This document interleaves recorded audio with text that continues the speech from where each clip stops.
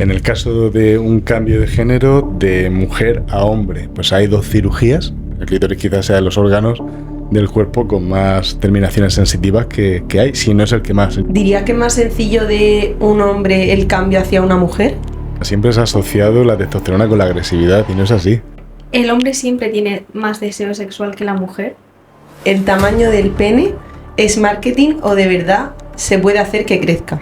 Es que se piensan que hay partes del cuerpo que son botones. Claro. Que yo digo, no es, pero es un botón. El alcohol tiene una parcela positiva dentro de la sexualidad. ¿Crees que es más fácil tocar a un hombre o tocar a una mujer?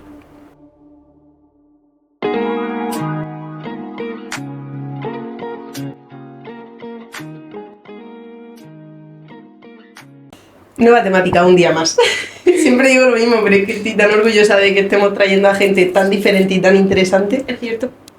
Hoy vamos a hablar de urología, un tema súper interesante, que es verdad que la mayoría de nuestras seguidoras son chicas, diría. Yo he ido al urólogo. ¿Has ido al urólogo? Yo sí. Pues vamos Bueno, a tratar. ahora yo voy a sacar un tema que me acuerdo. Vamos a tratar esto porque mucha gente se piensa que esto solo le sirve a los chicos y que solo tratan temas de chicos. Sí. Así que tenemos aquí con nosotras a Leandro Reina. ¡Yuhu! Un aplauso. ¿Qué tal? Pues nada, chicas, muchas gracias por invitarme. Me hacía mucha ilusión venir.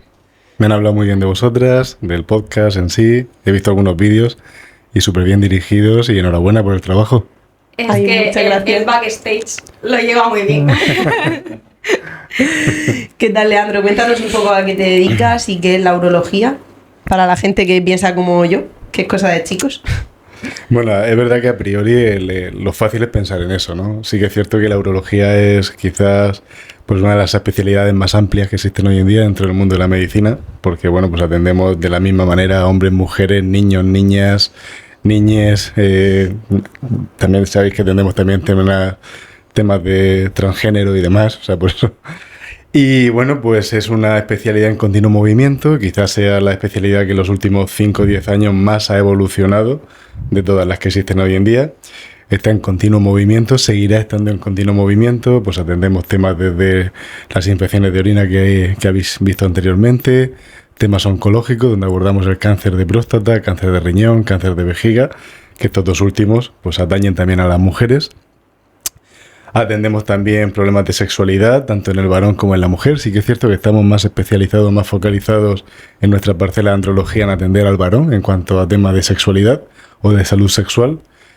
Y bueno, pues también incluso trabajamos muy de cerca con fisioterapia, porque nos gusta mucho comprender el suelo pélvico. Somos una especialidad médico-quirúrgica, es decir, nos consideramos quirúrgicos, así somos cirujanos del aparato geniturinario, del aparato reproductivo masculino y femenino.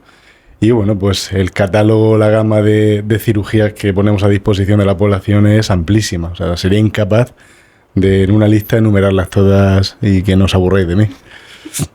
Yo he dicho que he ido al urólogo porque yo soy muy propensa a las infecciones de orina. Pero infecciones de orina nivel coagulación.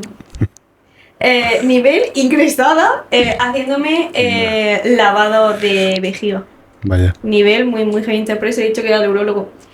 Y yo también pensaba, o sea, a mí cuando me mandaron al urólogo dije, ¿este qué me va a ver a mí? Pero sí, en plan también te ve. Y creo que uno de los médicos que literal mejor me ha tratado. Es verdad que yo fui a la Risaca, pues por lo que me pertenecía, por zona. Y muy bien, la verdad, ya no tengo excepción. Tomo muchos frutos rojos y mucha agua. Y no llevo bikini mojado. Bueno, muy bien. O sea, esas son las 3 pautas que me di nosotros. Aparte de algunos medicamentos, Ahora ¿no? decirle, Leandro, todo mito, no sirve de nada. No, bien. Son medidas que están totalmente avaladas. Sí que es cierto que tienen sus matices, pero sí, bueno, todo lo que has dicho es sensato. Hay mucho más, pues lógicamente hoy en día la situs recurrente es un tema muy controvertido, es un tema donde hay muchas opiniones diversas y donde realmente pues es un quebradero de cabeza para el urólogo.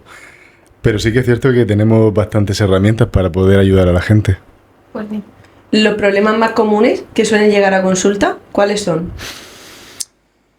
Bueno, a ver, la urología en sí es una rama que, como os he dicho, es tan amplia que al final hace que te subespecialices en ciertas áreas, ¿no? Entonces nosotros dentro de los planes generales que manejamos los urólogos, pues hay días que pasas una consulta de urología general y hay otros días ya que te focalizas más a la zona que tú manejas un poco más o que tienes mayor interés, ¿no? A los americanos y los ingleses les gusta hablar de áreas de interés, no áreas de subespecialización. Pero si en una consulta general me dijeras, pues quizás las infecciones de orina ocupan un trecho bastante importante. Y después los problemas miccionales del varón por el crecimiento de la glándula prostática. Quizás serían los dos motivos de consulta más frecuentes que tenemos. ¿Y tu especialidad en este caso cuál sería? ¿O una temática que a ti te llene más? Yo es verdad que yo primero soy un apasionado de la medicina, después soy un enamorado de mi especialidad de la urología, y por eso la escogí. Y después, si tuviera que hablar de áreas de interés, quizás pues tengo dos áreas de interés que pues me interesan un poquito más, que es la urooncología y la andrología. Pero bueno, es cierto que al final estoy en continua formación en todas las áreas y no me quedaría corto tratando a un paciente en cualquier ámbito. ¿Y acude mucha gente por el tema de la sexualidad? Sí, cada vez más. Yo llevo 15 años dedicándome a urología y sí que es cierto que yo al principio no era un grueso de mis consultas el tema de la sexualidad. Quizás en mi formación no fue un campo de profundizar, pero ahora ha cambiado todo. Ahora realmente el tema de la sexualidad, tanto en el varón como en la mujer, sí que es cierto que voy a matizar esto. En la mujer en la parcela del área de ginecología, hay ginecólogas y ginecólogos que se dedican y están focalizados en la salud sexual de la mujer y lo hacen súper bien. Y es un campo que los urólogos intentamos no meternos. Y en el varón sí, cada vez más. Es un grueso hoy en día también, es un grueso de una consulta general y mucho más en una consulta específica de andrología. Me interesa mucho el tema de transgénero, de todas estas medidas, de cómo es el proceso, que creo que es algo que está resonando mucho, pero científicamente no se sabe demasiado. A nivel de población, evidentemente los médicos sí, ¿no? Entonces, por si podías explicar un poco cómo es el proceso o cómo son las consultas hoy en día. Bueno, a ver, realmente no hay... está todo, bajo mi punto de vista, bastante en desarrollo, ¿vale? Es decir, urólogos dedicados al ámbito de transgénero todavía es una rama por definir aquí en España. Son cirugías donde tanto hacer una neovagina, una nueva vagina, como crear un nuevo pene, que lo se llama cirugía de crear, un neofalo que llamamos, pues son cirugías que sí que están descritas, que sí que se realizan, pero creo que todavía queda un camino de coger experiencia. Es un proceso largo, ya habéis visto toda la legislación hoy en día, toda la polémica que ha habido asociada y demás. Creo que no es tan fácil ese camino como nos quiere hacer, o como las medidas políticas nos quieren hacer ver. Creo que es un camino bastante más complejo, donde la identidad de género pues hay que respetarla completamente, hay que escuchar, pero creo que también hay que pasar una serie de valoraciones previas para ver que, por decirlo mal y pronto, no sea un antojo de un día, ¿vale? Que sea realmente un problema que tiene la persona de verdad y que nosotros los urólogos estamos concienciados con eso. Pero creo que es un tema que en el ámbito práctico del día a día queda todavía mucho por recorrer, por establecer consultas más directas, por establecer una coordinación un poquito más fluida entre los diferentes profesionales que tienen que tomar parte en la carta en el asunto, como pueda ser la unidad de endocrinología, como pueda ser la unidad de psiquiatría, atención primaria en cuanto a la derivación, unidades específicas de urología y ginecología que se dediquen al ámbito de transgénero. Es un tema apasionante, es una realidad hoy en día que tenemos que prestarle atención y, lógicamente, volcar todos los conocimientos que tenemos en ayudar a las personas. Pero creo también, mi punto de vista es que cuando yo he escuchado a las autoridades políticas hablar de esto, simplifican demasiado un proceso que no es tan simple, que es bastante más complejo. E imagino que será súper perjudicial, ¿no? O sea, todo el tema de pastillas que te puedes tomar, que no sé qué trasfondo tendrá, porque yo también lo que he visto de gente que en redes cuenta su experiencia, que me parece súper bien porque hace muchísima falta esa visibilidad, pero al final cuentan como la parte bonita de sí he conseguido cambiar de género, que lo necesitaba porque era como yo me sentía, pero detrás tiene que haber una cantidad de cosas que yo veo los cambios de voz, los cambios hormonales y digo, madre mía. Muy difícil, sí, es muy complejo. Pues por ejemplo, un cambio de género de mujer a hombre pues supone pues una terapia sistémica donde tienes que empezar a virilizar a ese nuevo hombre, ¿no? Y esa virilización corresponde, o sea, conlleva cambiar todo el eje hormonal de esa persona. Entonces va a sufrir cambios que, pues tanto cambios ya no solo a nivel físico, sino también cambios a nivel emocional. Al final ya sabéis que las hormonas intervienen mucho en nuestro comportamiento diario, todas. Y es un proceso, una etapa bastante dura. Y igual, de pasar de un hombre a una mujer corresponde a hacer una terapia sistémica estrogénica, además de complementarlo con antiandrógenos, ver la evolución, hacer muchas mediciones, analíticas, controles, valoraciones psicológicas, psiquiátricas para ver que esa persona siga manteniendo una personalidad que no haya... Es un proceso largo, arduo, y es un proceso que es verdad que la gente tiene su... O sea, no es un proceso sencillo. Pero, oye, da resultado, da resultado. Y después viene, o sea, estamos hablando del cambio hormonal. Después está el aspecto físico. Me explico, yo puedo hacer un cambio hormonal, virilizarme o feminizarme, pero después está si quiero, estoy dispuesto a conservar mis genitales o no, e ir más allá. Entonces, en el caso de pues por ejemplo, en el caso de un cambio de género de mujer a hombre, pues hay 2 cirugías, ¿vale? Para cambiar los genitales. Una se llama metoidoplastia, que se utiliza el clítoris de la mujer, se hipertrofia con andrógenos, ¿vale? O sea, con andrógenos sistémicos, y después el clítoris ya sabéis que tiene una erección también. El clítoris quizás sea de los órganos del cuerpo con más terminaciones sensitivas que hay, si no es el que más terminaciones sensitivas tiene, pero tiene una erección igual que el pene, alcanza 3-4 veces su tamaño habitual. Lo que pasa es que el clítoris al final es un órgano pequeñito, entonces lo que se hace es se hipertrofia, y una vez que se hipertrofia se hace una serie de técnicas quirúrgicas para crear un nuevo pene. A mí no es la técnica que más me gusta, a mí me gusta más otra técnica que es bastante más compleja. Vaya guarrería, voy a comentar ahora y tal. No, adelante. Que es utilizar, se llama cirugía neofalo, que es utilizar el músculo braquial para crear un nuevo pene. Entonces se diseca el músculo braquial, se diseca la arteria braquial, la arteria se une a la arteria ilíaca interna, y entonces con el músculo braquial del antebrazo, ¿vale? Se crea un nuevo pene, y entonces sobre ese neofalo se inserta una prótesis de pene para que la persona pues pueda, además de tener un falo, un pene, pueda mantener erecciones. Es una cirugía bastante más compleja pero estéticamente es una cirugía más funcional y estéticamente queda bastante mejor. Pero para que veáis que no es sencillo, ¿eh? Y es todo eso después de toda la terapia hormonal que haya llevado esa persona y demás. O sea, es un camino muy duro. Que animo a la gente que tenga esa necesidad o que tenga esa patología, porque la hay. Y ahora no quiero ni mucho menos echar a la gente para atrás, al revés, ¿eh? Pero bueno, ese sería un poquito el recorrido, ¿no? de ese proceso.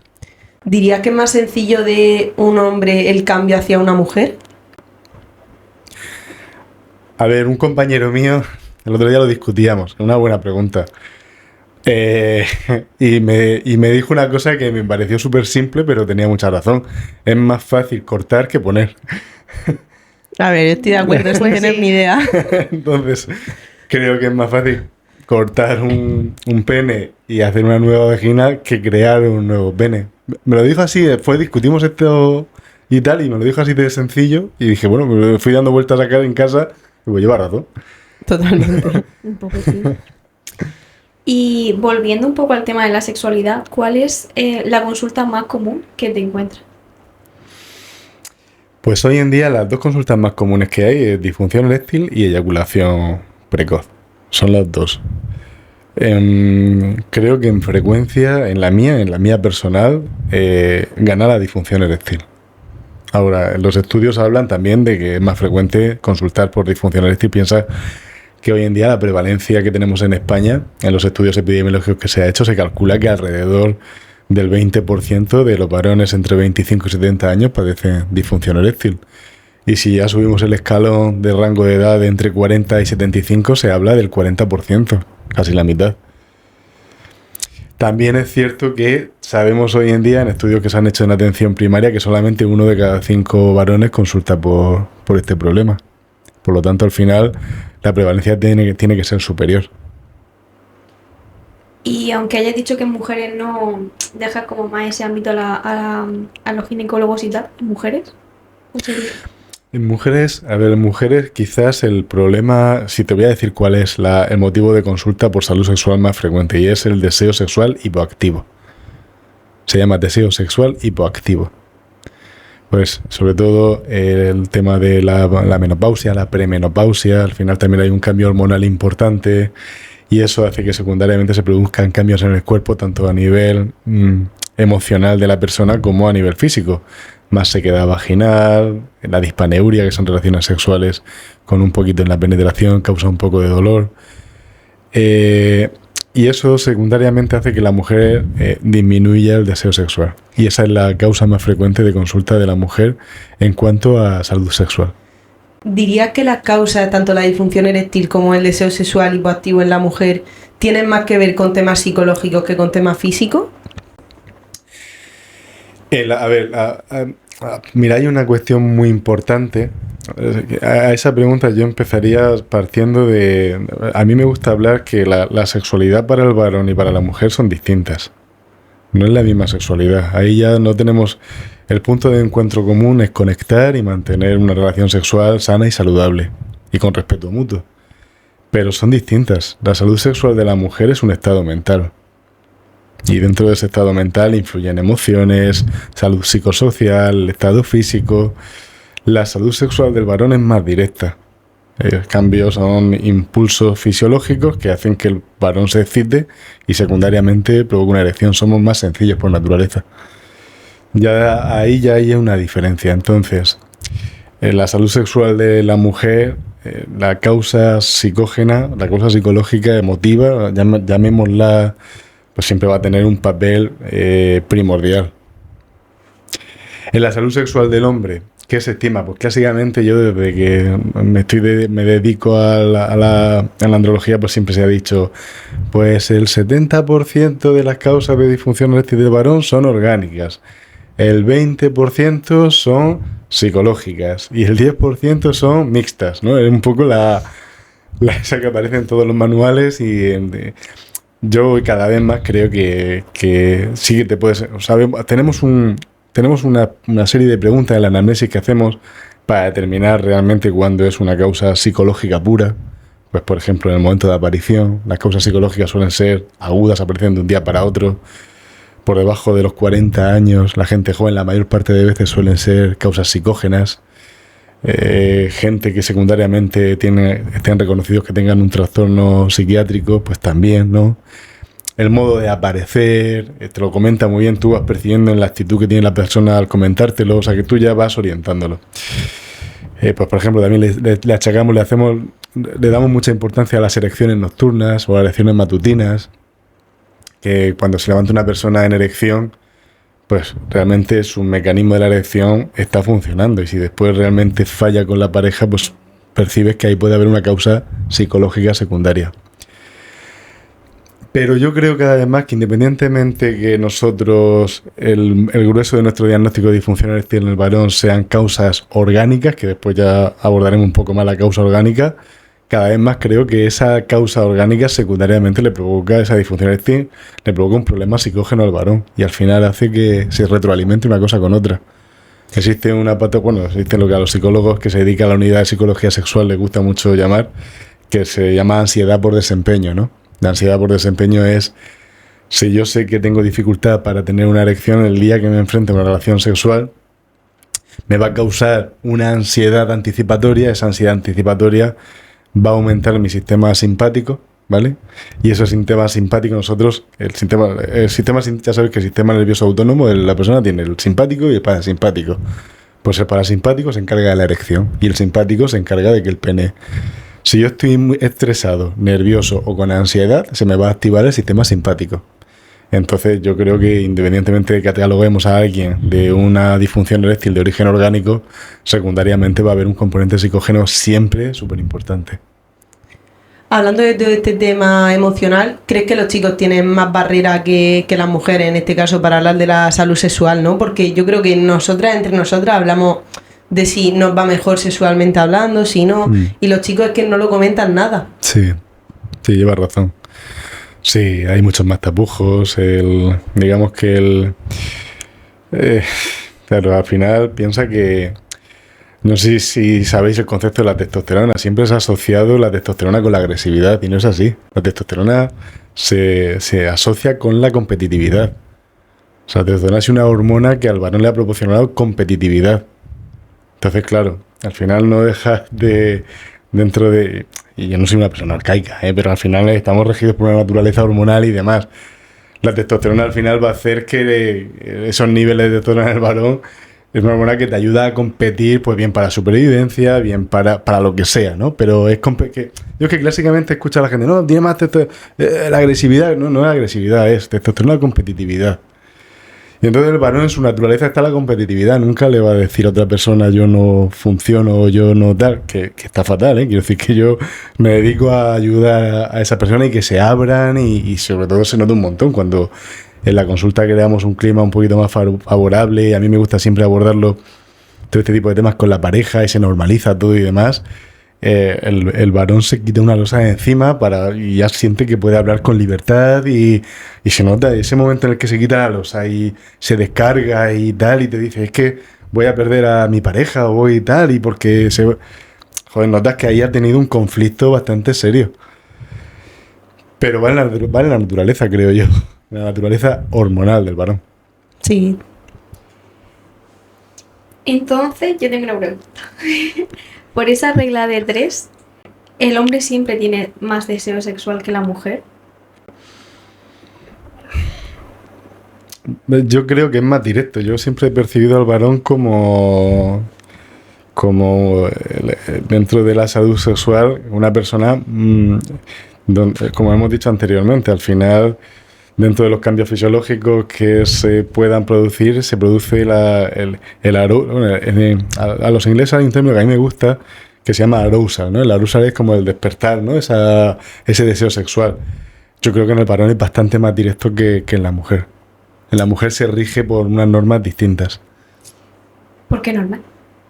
Bueno, pues unas normas, por ejemplo, emotivas. Yo creo que cualquier varón, en un momento de estrés, en un momento que nos hayamos peleado con un amigo, nos hayamos peleado con nuestro tal, si se despierta la arousal nos va a dar igual lo que haya pasado detrás.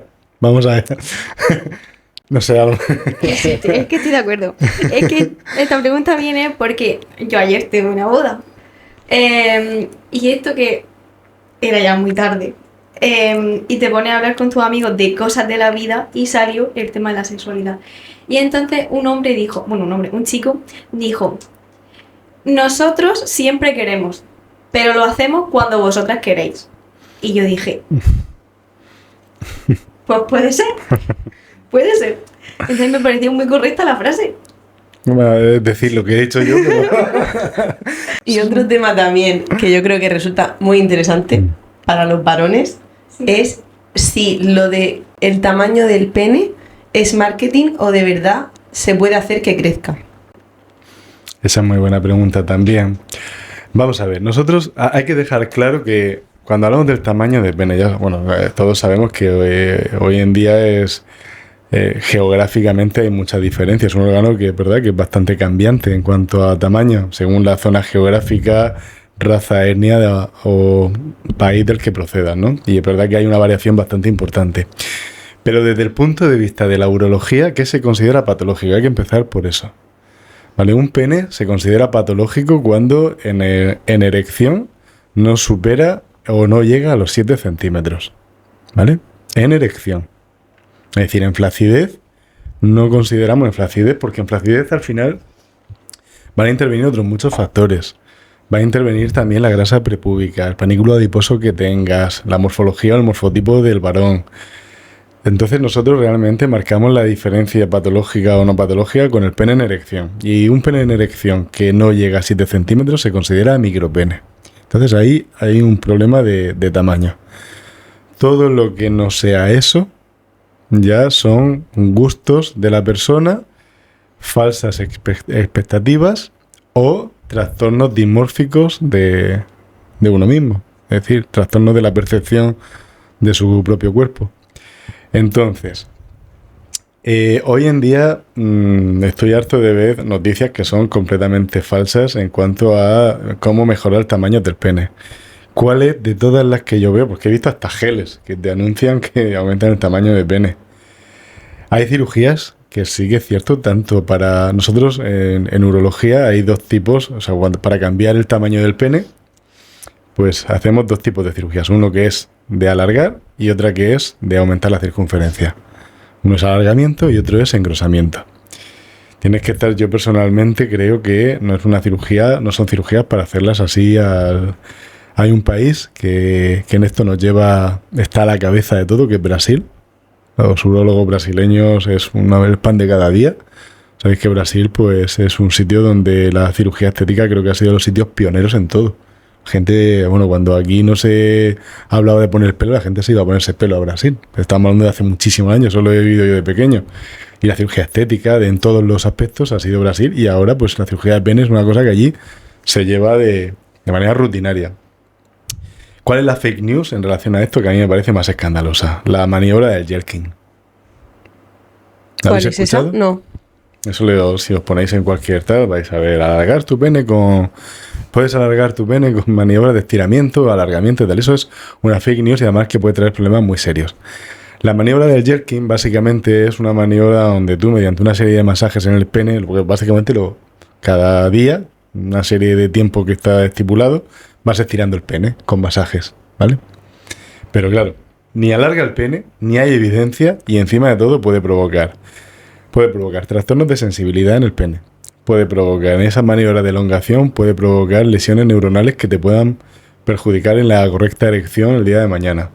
Y puede provocar, lo que a mí también me parece muy perjudicial, tenemos una capa dentro del pene que se llama túnica albugínea, y cuando agredimos al pene, o bien mediante estiramientos, o bien mediante la propia relación sexual, en la penetración, esos daños que se van produciendo en esa capa, al cabo del tiempo, mediante unas células que se llaman fibroblastos, se van depositando en esos desgarros y van provocando una zona de fibrosis al principio y después de calcificación. Eso en el día de mañana se traduce en una enfermedad de Peyronie. La enfermedad de Peyronie es una incurvación peneana que es muy frecuente, y eso sí que es una jodienda para la persona que lo sufre, porque el pene cambia estéticamente, se dobla, se incurva, puede provocar dolor con la erección y dificultad a la penetración. Yo vuelvo a lo mío, que es yo. Las infecciones. Eso. No, las infecciones no. Ya no tengo infecciones. Pero yo tengo una pregunta. Y es que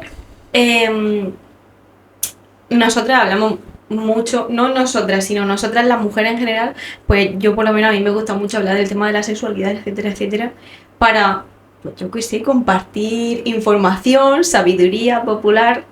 Y entonces yo algunas veces digo, los hombres yo creo que no entienden la sexualidad femenina.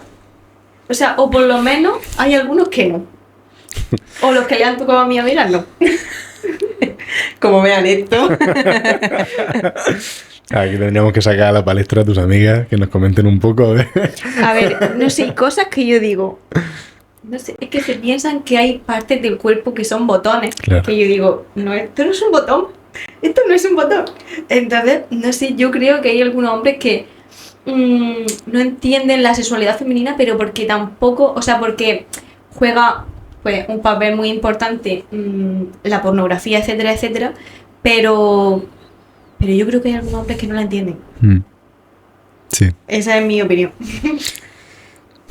Sí, a ver, por dónde empezar. Sí que es cierto que, bueno, todo esto viene en base a la educación sexual, ¿no? Y demás. Claro, ahí yo no me puedo meter en esos casos concretos porque ni conozco a tus amigas ni a los chicos o las chicas con las que hayan estado. Entonces, yo creo que yo comprendo la salud sexual. Eso ya creo que la comprendo. ¿No? Claro, creo que la comprendo. Pero bueno, lleva razón. Creo que todo, a ver, hoy en día la educación sexual, o por lo menos a las campañas a las que yo he asistido, no es una educación sexual explícita. No te enseña a tocar un clítoris, ni a masajearlo.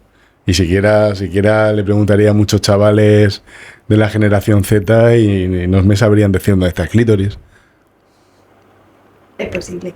Claro, tenemos una educación sexual que entra dentro de programa formativo de manera transversal. De manera transversal quiere decir que llego, pico y me voy, pero no forma parte no es curricular. Y eso hace pues que la información sea muy limitada y los chavales y las chavalas tengan que buscar la información pues en la pornografía. Hay una encuesta que se hizo muy famosa de Save the Children que le preguntó a la gente joven, no sé en qué rango de edad, pero le vino a preguntar que de dónde obtenían la información para todo esto que tú me estás diciendo, para mantener una relación sexual buena, para, por ejemplo, saber cómo se toca o cómo se masajea un clítoris, para no hacerle daño a la mujer, para que la mujer no le haga daño al hombre tampoco a la hora de tocar los genitales. Y fue súper curioso que casi el 40% de los adolescentes contestaron que la información la sacaban de la pornografía. Entonces, claro, según qué pornografía usen, si usan pornografía salvaje, pues ya me imagino yo cómo va a ser eso. Entonces, si la encuesta de Save the Children, el 40% busca esa información de, en tu caso, cómo tratar a una chica, o sea, o cómo tocar a una chica, si el 40% lo busca en la pornografía, pues yo estoy casi seguro que eso no tiene que salir bien. ¿Crees que es más fácil tocar a un hombre o tocar a una mujer? Yo creo que un hombre. Yo creo que es más fácil tocar a un hombre. Yo creo que es más fácil tocar a un hombre porque las terminaciones del glande tienen muchas terminaciones sensitivas, pero es que el clítoris lo triplica. Y hablo de que, ojo, nosotros los hombres tenemos una zona erógena, o quizás la zona erógena más importante que tenemos y aquí no me quiero meter en un campo de rosas, por terminaciones sensitivas es el glande, pero después hay otras zonas, otras muchas zonas erógenas. Es decir, el canal anal, el ano, toda la zona rectal, tiene también zonas erógenas que están completamente demostradas. Pero creo que es más fácil tocar a un hombre que tocar a una mujer. Al final, creo que a la hora de tocar los senos, por lo que yo voy escuchando de la gente joven y demás, no se tocan de manera adecuada. El pezón, estimular un pezón también no es cosa sencilla. Creo que también que el clítoris como tal, todas las terminaciones, es muy fácil pasarte y hacerle daño a esa persona y que cambie completamente la relación sexual. Es más difícil hacer daño en un pene que hacer daño en un clítoris. Entonces yo diría que el pene, que el hombre es más sencillo de tocar. Con respecto a tocar, en los hombres en este caso, ¿es necesaria la masturbación? Porque siempre se ha escuchado que todas las semanas o que se tiene que dar la eyaculación, que es súper necesario, que yo no sé cómo va porque no soy hombre, así que... No necesaria, al final es... No voy a hablar que sea un lifestyle, un estilo de vida, ni mucho menos, que no lo es. Aunque ahora se ha relacionado la masturbación, hay un estudio epidemiológico que se hizo en Massachusetts que relaciona el hacer 20 eyaculaciones al mes con... O sea, los varones que tienen 20 eyaculaciones, ya bien sea por acción sexual o por masturbación al mes, parece que tienen un riesgo inferior a padecer cáncer de próstata, aunque no se sabe el por qué, pero bueno, dio esa relación positiva. No tiene... Porque hay gente que... Es que la sexualidad, no todo el mundo tiene una sexualidad desarrollada, o no todo el mundo quiere tener una sexualidad desarrollada. Yo he tenido pacientes muy interesantes en la consulta que al final le termina diciendo, es que tú a lo mejor no quieres tener una vida sexual plena. Y a lo mejor tienes que conocerte a ti mismo. Y a lo mejor has dado con una persona, con una pareja que es muy sexual, pero tú a lo mejor tienes que conocerte un poco más. decís que la sexualidad no es una obligación, es un estilo de vida. Entonces, pues tiene igual de respetable el que se masturba 10 veces al día que el que se masturba una vez o no lo hace nunca. Igual de respetable. No te daña a nadie, es conocerte a ti mismo, al final te va a generar un estado de bienestar y no estás haciendo nada daño a nadie. O sea, es igual de respetable el que lo hace 20 veces al día que el que no lo hace nunca. Bueno, a lo mejor respondí un poco a esto, pero hay como un estilo de vida ahora que es como no tocarte, sobre todo es en el ámbito del hombre, no tocarte para centralizar toda esa atención y todo ese tiempo en cosas que te puedan hacer prosperar en tu vida. No sé si tienes alguna opinión con respecto a eso. Pero como focalizar la atención más en Sí, en a lo mejor emprender o ir al gimnasio, cosas así, en vez de estar masturbándote. Es que hay que ver la materia prima de la que partimos. Yo me imagino que si hay una persona que se masturbaba 10 veces al día, pues a lo mejor estaba perdiendo tiempo de hacer otras cosas. Bueno, claro, no, si le dedicas 8 horas diarias, pues... Sí, a lo mejor- Pero una jornada laboral. Se dice mucho. Claro, Claro. hay que ver la jornada laboral de cada uno. Claro. Pero es que es verdad que se dice mucho que se desarrolla más testosterona, que se te puede agravar la voz. Y es una filosofía que esto es real, que muchos chicos que existe, lo están haciendo de decir, no tengo una eyaculación en un año y así voy a ser más macho, ¿saben? Sí, van por ahí. Sí, Es que esto es verdad, bueno, y creo que esto lo popularizó, ¿no fue Bustamante o o masturbarse 2 días antes por no bajar un tono o algo de eso? Ya hace mucho tiempo. Claro, los millennials hemos comprendido eso de hace ya tiempo. Sí, esto se decía en OT, en Operación Triunfo, de no hay que masturbarse 2 días o 3 días antes y no se baja un tono en la grabación y tal. Pues hasta donde yo sé no hay ni alteración en la masturbación con la testosterona ni alteración con la voz, ya está en la percepción de cada uno. En cuanto al rollo, lo que estáis hablando, ¿no? De focalizar y demás. Hombre, a ver, existe una cosa bonita que existen algunas culturas, ¿vale? Que son sobre todo culturas orientales, que hablan, pero es otro concepto, hablan de contener la eyaculación, de ser capaz de mantener una relación sexual, pero no genitalizar la relación sexual. Eso es un concepto que a mí me gusta mucho. O sea, no hay que genitalizar una relación sexual. Hablan y en eso hablan de la contención de la eyaculación, para potenciar otros sentidos. Ya sabéis que el órgano sexual más importante que tenemos en el cuerpo, ¿cuál es? Uy. ¿Sexual? Sí, ¿cuál sería el órgano erógeno más importante que tenemos en el cuerpo? La piel. ¿La piel? La piel. No lo hubiese dicho nunca. Yo iba a decir el cerebro. ¿Sexual? No sé para qué lo usas tú, pero... Bueno, cada uno utiliza el cerebro para lo que quiere. La piel.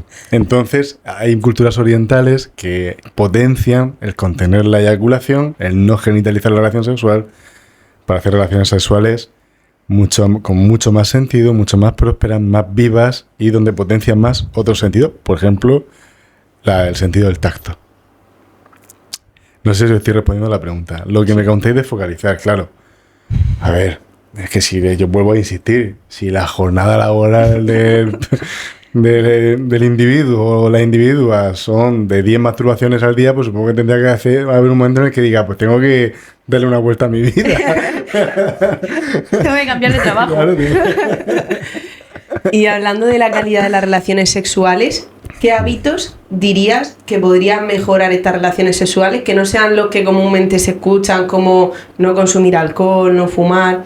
Algunos hábitos que tú recomendarías.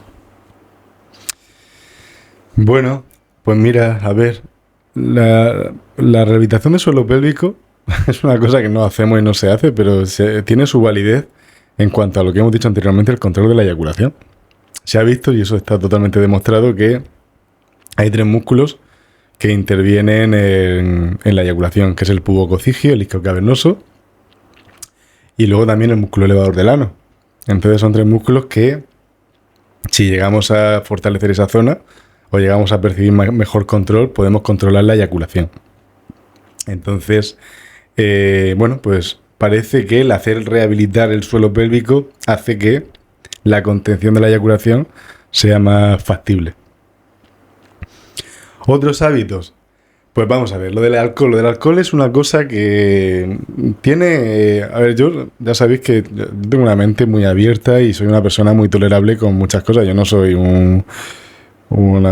¿sabes? Aquí el brazo ejecutor de tal. Pero a toda la gente que me habla y, oye, genial, cada uno tiene sus impresiones. El alcohol tiene una parcela positiva dentro de la sexualidad y es la desinhibición. Es decir, si en sangre logramos mantenernos con una copa de vino o con una cerveza, con una cantidad en sangre de alcohol de entre 0,05 gramos por litro a 0,1 gramos por litro, pues vamos a mantener un estatus de desinhibición que a mucha gente le hace falta para abrir la mente, para explorar mejor su sexualidad. El problema es que te pases. Si ya nos pasamos de la cantidad de alcohol en sangre, pues eso sí que puede tener una repercusión en la erección directa. Entonces, bueno, pues yo el alcohol, no voy a promocionar nunca el alcohol como médico en un ámbito público, pero entiendo que haya gente que en un puntito de un poquito de alcohol le venga muy bien para desinhibirse y mantener una relación sexual más libre, digamos, dejémoslo ahí, más libre, ¿no? Yo creo que todos hemos usado esa herramienta. Yo no, porque no bebo y me tomo el Dercutan. Ahora, en un pasado, quién sabe. O sea, es que... Yo tengo una pregunta que me interesa mucho. ¿Qué tanto influye el teléfono y el deporte en la vida sexual? Sí, mucho. Esa también es buena pregunta. A ver, bueno, mucho. El deporte sí, el teléfono. Bueno, yo no me quiero meter en los campos de Llorente, juegos de fútbol. Eso me falta aparecer aquí con la gafa. Hubiese sido muy bueno. Pero, a ver, ¿cuál es el por qué se está demonizando? Escucharéis tanto lo del teléfono móvil y demás. El teléfono móvil tiene los dos efectos que puede alterar la salud sexual, ¿no? Tiene, por un lado, ondas electromagnéticas no ionizantes y, por otro lado, la luz azul, ¿no? Las ondas electromagnéticas no ionizantes parece que puede producir un poquito de daño en las células de Leydig, que son unas células que están en el testículo, y estas producen testosterona. Pero no hay estudios o no hay una base que respalde que la gente que tenga todo el día el tal tenga menos niveles de testosterona o por lo menos estudios serios de prestarle atención. Pero es una teoría que está ahí, ¿vale? Y después la otra es la luz azul. Parece que la luz azul, que es la que cuanto hemos hablado, tanto están entrevistando al pobre Llorente hoy en día y demás, parece que la luz azul pues puede alterar de alguna manera los ritmos circadianos y esto puede causar un estrés oxidativo en todo el cuerpo y ese estrés oxidativo al final secundariamente puede incidir en la vascularización del pene. Esas son las dos teorías, pero hoy en día no tenemos consistencia como para decirte, oye, si llevas el móvil cerca o duermes con el móvil o tal, vas a tener problemas con la salud sexual. No tenemos evidencia para poder decirle eso a un paciente. Entonces, una cosa es que estén las teorías ahí, que bueno, que hay que hacerles caso como a todos, y otra cosa es que realmente esté provocando un problema directo. ¿Y a qué achacarías tú? Este es otro tema totalmente diferente, pero me apetece. La baja fertilidad que se está dando hoy en día, que muchísimas parejas heterosexuales tienen muchos problemas para tener hijos. ¿A qué se debe? Porque antes no pasaba tanto o no se escuchaba tanto. Pues hoy en día los deseos infructuosos de fertilidad, que es como lo llamamos, ¿no? Consideramos que la mitad, un 40% es de causa de varón, un 40% es de causa mujer y el 20% de restante es mixto. Yo me voy a centrar en el varón.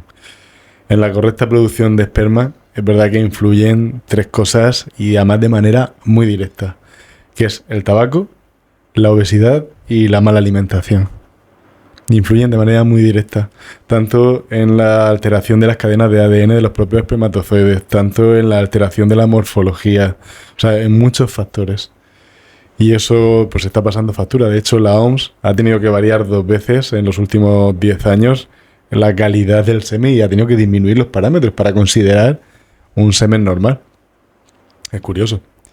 Pero sí, yo diría que pues a lo mejor dentro de esas cosas pues estaría a lo mejor porque fumar al final yo creo que antiguamente se fumaba más que ahora. Por lo tanto, pues tendremos que atribuirlo a una mala alimentación dentro de los factores posibles.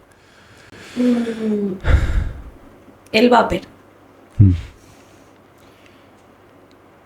¿Qué puede causar que una persona con 12 años empiece a fumar vapor?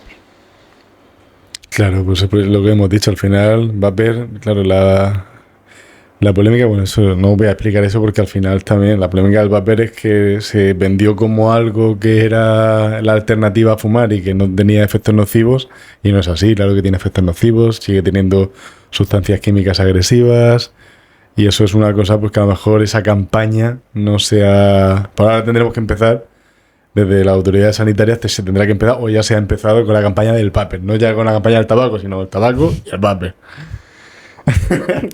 Pues nada, la nicotina en sí, la nicotina es menor, pero sigues teniendo nicotina.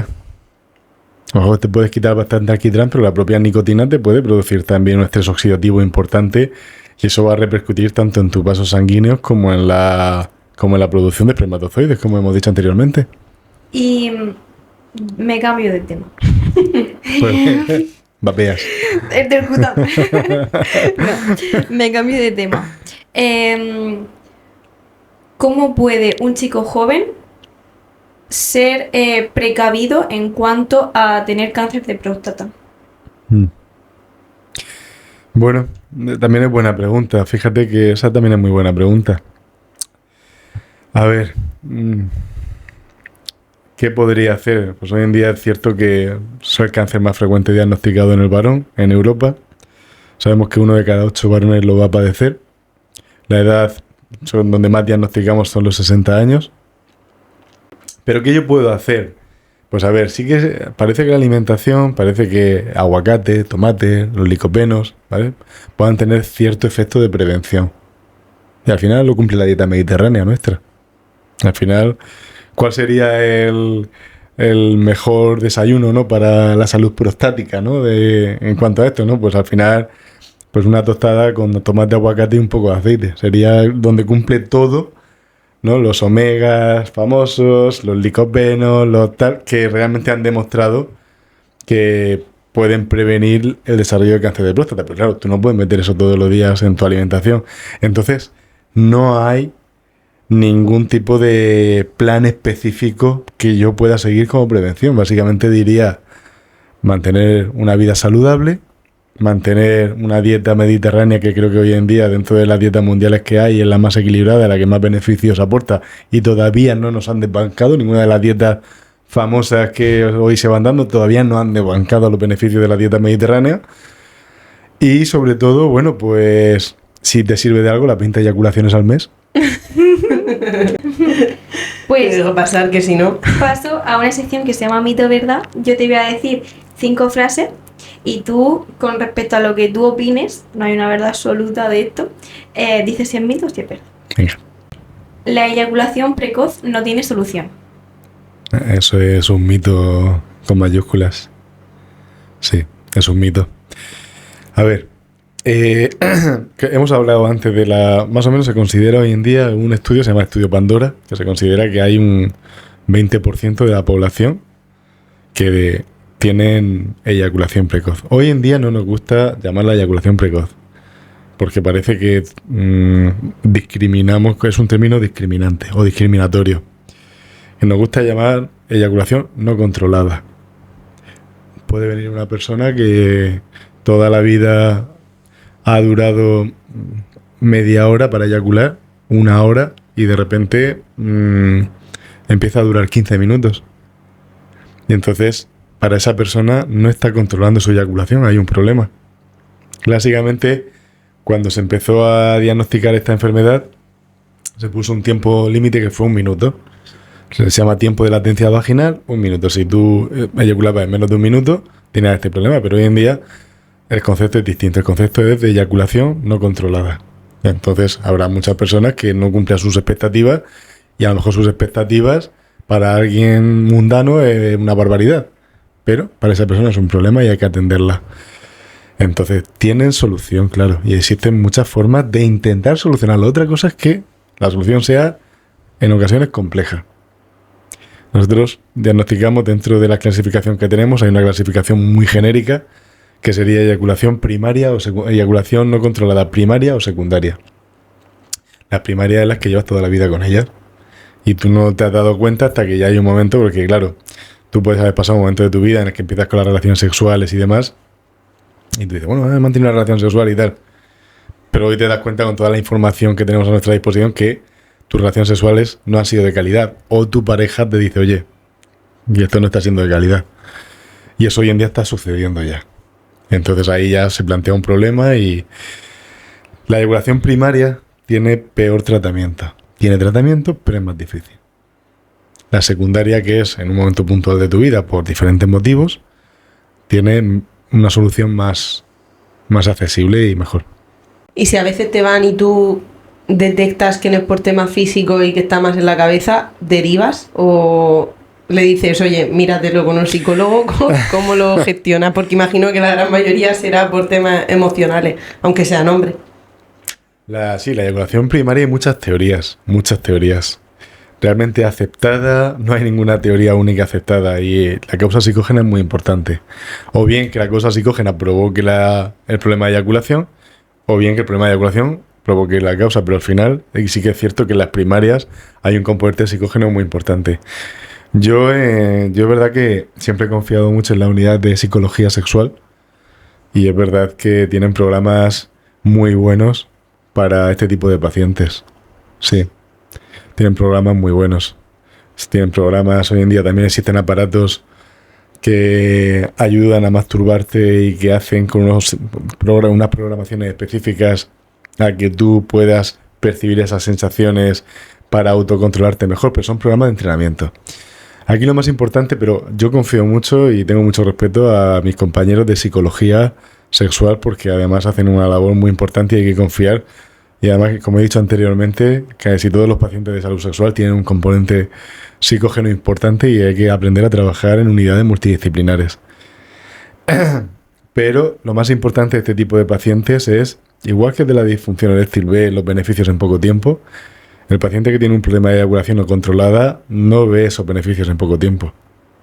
Entonces ahí es un hándicap en el programa de tratamiento, porque van a tardar en ver esas ventajas. Y también el hándicap se hace todavía mayor si esa persona no tiene una pareja estable. Una pareja que comprende la situación, y eso ahí muchas veces contamos con ese tipo de dificultades que bueno. Entiendo. Orinar después de tener relaciones sexuales evita infecciones siempre. Siempre no. No hay nada que... En medicina no hay nada de siempre ni de nunca. Por desgracia. Salvo la muerte, que te mueres para siempre. ¿No? ¿O no? No lo sabemos. Bueno, ¿o no? De repente estoy aquí. Entonces no, todo lo que te vendan de siempre o nunca en medicina no. Nosotros nos basamos en los estudios que realmente le damos validez, porque tengan una metodología adecuada, porque realmente estén bien, tal. Al final hay un porcentaje de pacientes que mejoran y otros que no. Y tú tienes que tener en cuenta, en base a esas tasas de efectividades, cuáles son las medidas que más te interesan implementar. Sí, una de las medidas que realmente nosotros las consideramos dentro del grupo de medidas higienodietéticas para prevenir infecciones de orina. Existen muchas, las que te han dado, ¿vale? Que sí, que es cierto que son así. La de no ir con el bañador mojado, porque es cierto que al final calor y humedad es un caldo de cultivo. Es el caldo de cultivo de los laboratorios. Calor y humedad. Entonces, lo que pasa es que es un coñazo, ¿no? Porque, claro, estás en la playa, vete, cámbiate, después me vuelvo a bañar, no me vuelvo a bañar. Yo entiendo que al final el agua quizás sea la más importante. Entre 1,5 y 2 litros de agua al día o más, pero esa es la mínima establecida. Y después, bueno, existen más, ¿vale? Pero el orinar al terminar de mantener una relación sexual, sí. Está comprobada que reduce, pero no siempre. Hay mucha gente que lo hace de manera sistemática y puede seguir teniendo infecciones de orina. ¿Qué hace eso? Pues es un sistema de arrastre. Al final tenemos sistemas físicos. Todas las medidas higienodietéticas son sistemas físicos de arrastre. Beber agua, ¿qué haces? Arrastrar. Orinar, ¿qué haces? Arrastrar. Arrastrar los gérmenes y los sacas para afuera. Es solo eso, no es otra cosa. Quitarte la ropa mojada, pues ¿qué hace? Pues quitarte lo físico que pueda favorecer el crecimiento bacteriano. tienen su validez y está avalado. Está avalado. Y por último, masturbarse mucho reduce la testosterona. No, eso es un mito. No tiene nada que ver. Te puede dejar, lo que pasa es que, a ver, no hay que confundir, a nivel hormonal el masturbarte no te produce nada. Solamente te produce una liberación de, la liberación de endorfinas, claro. Antes me habéis preguntado, que ahora uniré con el deporte. Al final, ¿qué te hace masturbarte? Pues te provoca, por esa liberación de endorfinas, pues una sensación de bienestar emocional. Ya está. Pero no te repercute en tus niveles de testosterona, ni en la calidad de tu semen, ni nada por el estilo. De hecho, es bueno para la salud prostática. Porque al final, digamos que cuando tú eyaculas, hay un líquido que procede de las vesículas seminales, otro líquido que procede de los testículos, otro líquido que procede de la próstata. Entonces, tú lo que estás es descomprimiendo a la próstata y la estás descongestionando. Y eso es positivo para el varón. Yo siempre, cuando me viene un paciente que tiene un síndrome, una patología que se llama síndrome de dolor pélvico crónico por una próstata inflamada de manera crónica, que es una patología muy desagradable, yo le indico, ¿cuántas veces te masturbas? Pues ninguna, una, o no me dice nada porque está la pareja al lado. ¿Cuántas podría? Podría 20, no sé. Pues todas las que puedas, porque es que vas a notar el beneficio. Es que lo vas a notar, ya no solo porque la endorfina es un analgésico natural, sino porque es que además vas a descongestionar la próstata y te va a venir muy bien. Entonces es un mito. ¿Qué pasa? ¿De dónde viene ese mito? Pues yo supongo que cuando yo escuchaba eso, pensaba que como la testosterona la gente lo asocia a agresividad, que está mal asociada. Si se produce una relación sexual o te masturbas, te quedas en un estado de bienestar transitorio, porque dura lo que dure. Y entonces como que te queda acolchado y dices, bueno, pues ya está, me han quitado la testosterona porque ya no tiene nada que ver. Nada, eso es un mito con mayúsculas. Pues muchísimas gracias, Leandro, de verdad, por la clase de urología. Ahora ya, para cerrar, si ¿quieres decirle algo más? Muchas cosas. Yo tendría muchas cosas para preguntar, pero no se puede. Parte 2, Leandro, te vamos a hacer venir otra vez, seguro. Y ya si quieres cerrar con una reflexión final, puede ser de tu carrera de urología, vital, de lo que quieras. Tu momento de gloria. Bueno, yo creo que mi momento de gloria. No sé, creo que la salud sexual se tiene que abordar. Creo que es muy importante que la gente explore la sexualidad desde muchas perspectivas. Que se quite muchos tapujos de encima, que abra mucho la mente. La sexualidad hay que abrir mucho la mente. Y gracias a abrir la mente se podrán conseguir muchas cosas favorecedoras para la pareja o para uno mismo. No hace falta tener pareja para tener sexualidad. Hay que evitar o huir de la genitalización. Es decir, la sexualidad no consiste... O sea, los genitales son importantes, pero también hay otras muchas partes del cuerpo que son muy importantes. Y esto es un mensaje porque hoy en día, y a mí me gusta hablar mucho a nuestros pacientes de urología, ahora hay muchos pacientes que se les realizan intervenciones que desgraciadamente repercuten en la correcta erección y tienen que comprender una nueva sexualidad. Y eso es importante transmitírselo, que puede haber una sexualidad distinta sin necesidades genitales, igual de placentera para la pareja y que causa la misma unión. Y yo creo que todo esto viene en base a que la gente pues empiece a abrir la mente y se quite de losas y bueno, y sobre todo también saber detectar los mitos, que hoy en día tenemos muchos por la desinformación que hay hoy en día. Y bueno, pues no sé si eso puede servir como minuto de gloria. Sí. Muchísimas gracias, Leandro, de verdad. O sea, yo he aprendido muchísimo hoy, que me hacía falta, porque somos un poco ignorantes en estos temas y son muy necesarios, así que muy contentas. Nos vamos a sacar la carrera de multitemáticas, ¿eh? Sí, y me últimamente encanta. están viniendo muchos médicos. Yo, la siguiente, me gustaría ya un dermatólogo. Urólogo. ¿Quién ha venido? ¿Urólogo? Bueno, no me voy a hacer una cuenta ahora. Bueno, gracias, Leandro, Bueno, de gracias verdad. a vosotros, la verdad que está súper cómodo y sois un equipo fabuloso y está muy a gusto. Muchas gracias. Nos veremos pronto, seguro, en esa parte 2. Bueno, ahora sí, ¿no? Con esto y un bizcocho. Hasta el domingo. A las 8. ¡Chao! Adiós. ¡Yujú!